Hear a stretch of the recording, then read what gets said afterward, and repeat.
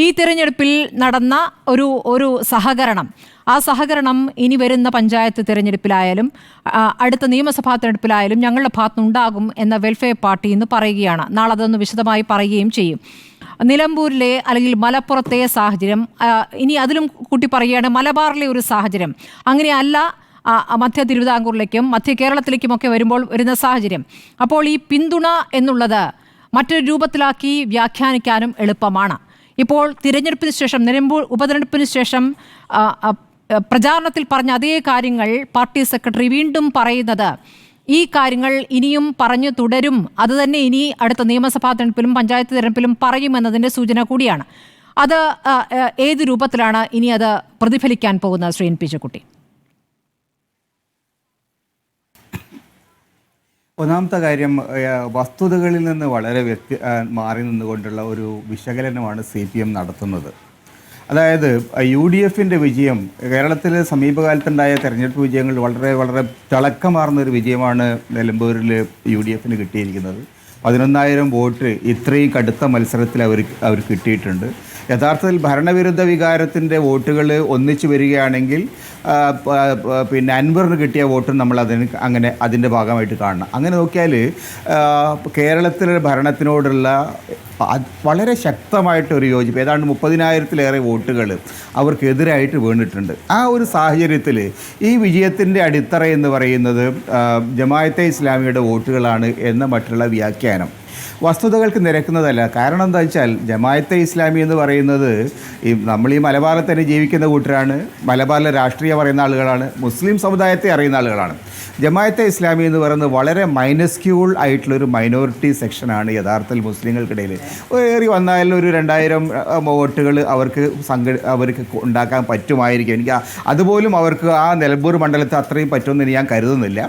പക്ഷേ 2,000 വോട്ടുണ്ടെങ്കിൽ, അല്ലെങ്കിൽ 3,000 വോട്ടെന്ന് കൂട്ടിക്കോളൂ, അതുണ്ടെങ്കിൽ അത് 11,000 ഈ 77,000 വോട്ടാവില്ല. 77,000 വോട്ട് കേരളത്തിലെ ഒരു മണ്ഡലത്തിൽ പിന്നെ ജനങ്ങൾ ചെയ്യുമ്പോൾ അതിൻ്റെ ഒരു 2% 3% വരുന്ന ആളുകളുടെ വോട്ടാണ് ഈ വോട്ടിൻ്റെ മുഴുവൻ അടിത്തറ എന്ന് പറയുന്നത്. കേരളത്തിലെ ജനങ്ങളെ അപമാനിക്കുന്നതിന് തുല്യമാണ്. അവിടെ മുസ്ലിങ്ങളുണ്ട്, അവിടെ ക്രിസ്ത്യാനികളുണ്ട്, അവിടെ ഹിന്ദുക്കളിൽ തന്നെ വളരെ വ്യത്യസ്തമായിട്ടുള്ള ജാതി വിഭാഗങ്ങളിൽപ്പെട്ട ആളുകളുണ്ട്. ഈ ആളുകൾക്കൊക്കെ തന്നെ വോട്ടുണ്ട്. അപ്പോൾ അങ്ങനെയുള്ള ഒരു സ്ഥലത്ത് ഏതെങ്കിലും ഒരു സാമൂഹിക വിഭാഗത്തെ, ഒരു പ്രത്യേക വിഭാഗത്തെ മാത്രം ഒറ്റതിരിച്ച് ഇവരുടെ വോട്ട് കൊണ്ടാണ് മറ്റവർ ജയിച്ചത് എന്ന മട്ടിലൊക്കെ ഉള്ളത് വസ്തുതകളുമായിട്ട് യാതൊരു നിലക്കും യോജിക്കുന്നതല്ല. ചില പ്രത്യേക ശ്രമങ്ങൾ അതിൽ നടക്കുന്നില്ലേ എന്നുള്ളതാണ് ഞാൻ ചോദിക്കുന്നത്. നിലമ്പൂരിൽ താങ്കൾ പറഞ്ഞത് അവിടുത്തെ സെക്യുലർ ഫാബ്രിക് എത്രത്തോളം ശക്തമാണ് എന്നുള്ളത് നമുക്കറിയാവുന്ന കാര്യമാണ്. നിലമ്പൂരിലും മലപ്പുറത്തും അത് കണ്ടിട്ടുള്ളതാണ്.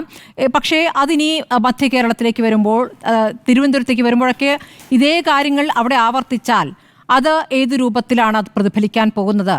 ഇത് അപകടകരമായൊരു സാഹചര്യം സൃഷ്ടിക്കുന്നുണ്ട്. അത് തുടരുമെന്നതിൻ്റെ സൂചന ഇവിടെ നൽകുന്നുമുണ്ട്. അല്ല, എന്ത് അപകടമുള്ള കേരളത്തിലെ വോട്ടർമാരുടെ വോട്ട് ചെയ്ത് പാകിസ്ഥാനിലുള്ള പിന്നെ മൗലാന മൗദൂദിൻ്റെ വോട്ട് ആരെങ്കിലും ചോദിച്ചിട്ടുണ്ടോ? അപ്പോൾ ഈ മൗലാന മൗദൂദിയും അതേപോലെ പാകിസ്ഥാനിലെ ബംഗ്ലാദേശിലുള്ള ആളുകളുടെ വോട്ടല്ലല്ലോ.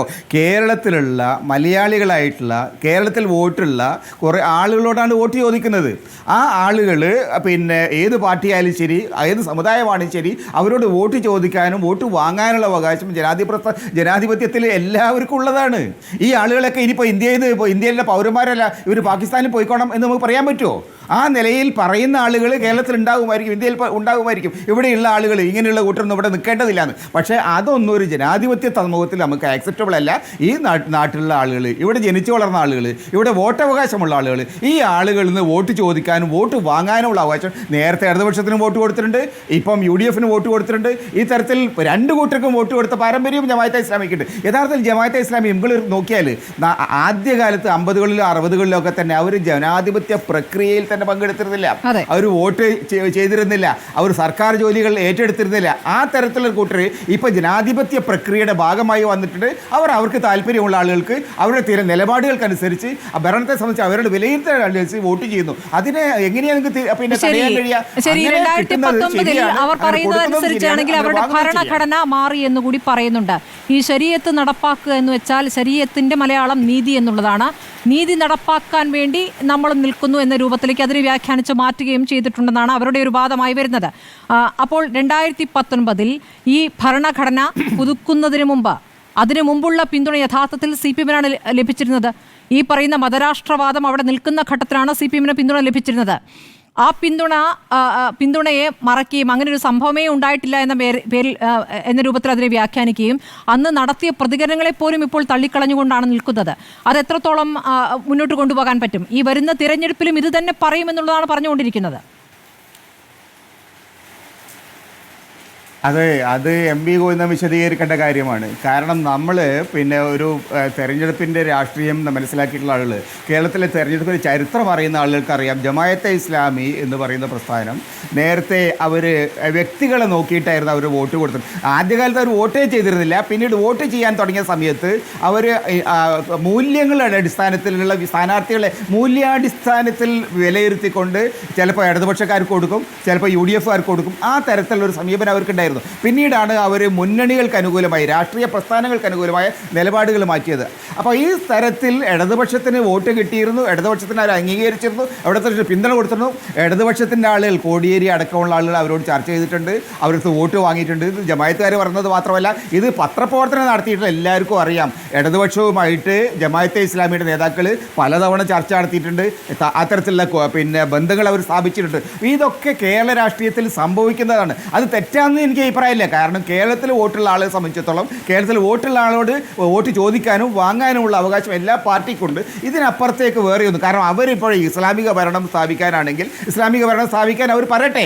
അവരങ്ങനെ പറഞ്ഞിരുന്ന കാലമുണ്ട്. ഇപ്പോൾ അവരങ്ങനെയല്ല പറഞ്ഞത്. ഹുക്കുമത്തെ ഇലാഹി എന്ന മുദ്രാവാക്യം അവരെ ഉപേക്ഷിച്ച് കഴിഞ്ഞിട്ടുണ്ട്. അവർ ജനാധിപത്യ പ്രക്രിയയുടെ ഭാഗമായിട്ട് നിൽക്കുകയാണ്. ജനാധിപത്യം തങ്ങൾക്ക് വിശ്വാസമില്ല എന്ന് നേരത്തെ പരസ്യമായിട്ട് അവർ പറഞ്ഞതാണ്. പക്ഷേ ഇപ്പോൾ വിശ്വാസമുണ്ട് എന്നാണ് അവർ പറയുന്നത്. അതൊരു മനംമാറ്റമാണ്. ആ മാറ്റം നമ്മൾ എന്തായാലും ലീഗ് സമ്മതിക്കില്ല എന്നുള്ള കാര്യം വ്യക്തമാണ്. ലീഗിന് ഇക്കാര്യത്തിൽ വ്യക്തമായ നിലപാടുമുണ്ട്. കാരണം അതൊരു സഖ്യം എന്ന രൂപത്തിലോ സഹകരണം എന്ന രൂപത്തിലോ വേറെ രൂപത്തിലും വരില്ല. അവരുടെ പിന്തുണ അവർക്ക് വോട്ട് ചെയ്യുമെങ്കിൽ വോട്ട് ചെയ്യാം എന്ന രൂപത്തിൽ മാത്രമേ അത് നിൽക്കുകയുള്ളൂ എന്നുള്ളതാണ് ലീഗിന്റെ നിലപാട്.